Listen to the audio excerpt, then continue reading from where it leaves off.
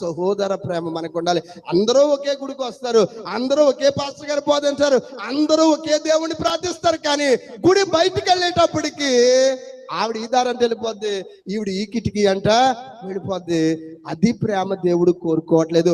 వాక్యము వినేవారిగానే కాక వాక్యం ప్రకారం నడుచుకోవడానికి మనము ప్రయత్నము చేయవలసిన వారమే ఉన్నాం. ప్రేమ ఏం చేయడండి?